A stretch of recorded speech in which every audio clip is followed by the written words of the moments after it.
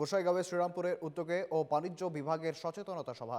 বিটিআরএ কার্যবাহী সদস্য সজল কুমার সিং এর নেতৃত্বে সভায় ক্ষুদ্র উদ্যোগী ব্যবসায়ী এবং 2 শতাধিক মানুষের উপস্থিতি ছিল। চাকরির পাশাপাশি ব্যবসাতেও আত্মনির্ভরশীল হওয়ার পথ নিয়ে আলোচনা। মোৰ নিজা সমষ্টি শ্ৰীৰামপুৰত মোৰ ইণ্ডাষ্ট্ৰি ডিপাৰ্টমেণ্টৰ ফালৰ পৰা বায়াৰ সেলাৰ আৰু ইণ্ডাষ্ট্ৰি এটা মানে এণ্টাৰপ্ৰেনাৰশ্বিপ মিটছ। তো এই মিটছটো মানে ইমান দিনলৈকে ইণ্ডাষ্ট্ৰিবিলাকৰ অনুষ্ঠানবিলাক বা ৰাইজৰ মাজত ইণ্ডাষ্ট্ৰিটো ইমান পপুলাৰ নাছিল। যেতিয়াৰ পৰা মই দায়িত্ব পালোঁ, মই এটা বস্তু প্ৰেক্টিকেলত মই ঘূৰি থাকি মোৰ অনুভৱী হৈছিল যে আমি ইণ্ডাষ্ট্ৰিটো ৰাইজৰ গাঁৱে ভূঞে লৈ যাব লাগিব।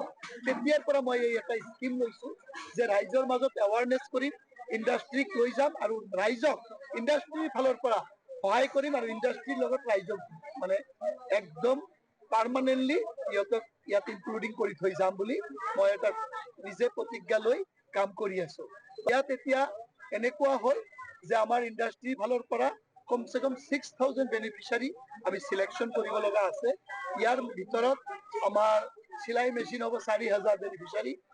আপোনাক 10 দিনৰ ট্ৰেইনিং দিয়া হ'ব আৰু 4,000 সিলাই মেচিন ট্ৰেইনিং উইথ চাৰ্টিফিকেট মহিলাসকলক দিয়া হ'ব গোটেই বিটিআৰত।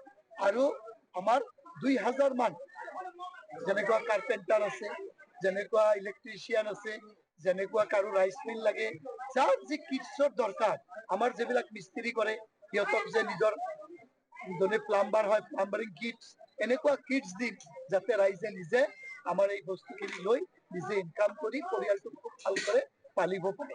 তাৰ কাৰণে টোটাল আমি ইণ্ডাষ্ট্ৰি ডিপাৰ্টমেণ্টে এটা এইবাৰ ফাৰ্ষ্ট টাইম মই পোৱাৰ পিছত এনেকুৱা এটা বাজেট লৈছোঁ, এনেকুৱা ষ্ট্ৰং পদক্ষেপ লৈছোঁ, গোটেই বিটিআৰত 6,000 পৰিয়ালক আমি ইষ্টাব্লিছ কৰিম।